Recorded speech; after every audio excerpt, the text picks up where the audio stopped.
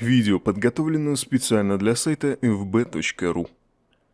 Жизнь оказалась очень жестокой к младенцу уже с первых дней после появления на свет. Маленькая девочка была выброшена ее матерью в мусорный ящик. У нее было очень мало шансов на выживание. Но, наверное, у ребенка был мощный ангел-хранитель, и крошечное существо было спасено мужчиной, который услышал издалека жалостливые звуки и поспешил на помощь. Он отправился в сторону свалки и сначала подумал, что какое-то животное оказалось в ловушке в мусорнике и вызывает о помощи. Однако, к его огромному удивлению, мужчина нашел плачущего младенца. Когда по прошествии 20 лет в дверь его дома постучала молодая девушка и сказала, что она и есть тот самый спасенный когда-то мужчина и ребенок, он не поверил своим глазам. Этот день навсегда остался в памяти обоих. Судьба распорядилась таким образом, что ребенок несколько дней от роду, вместо того, чтобы находиться под бдительным надзором любящей мамы, оказался в мусорном контейнере на строительной площадке. Услышав чей-то жалобный голос, туда отправился мужчина, который жил неподалеку. Он приготовился к тому, что найдет здесь какое-нибудь животное, попавшее в беду. Конечно, он был поражен,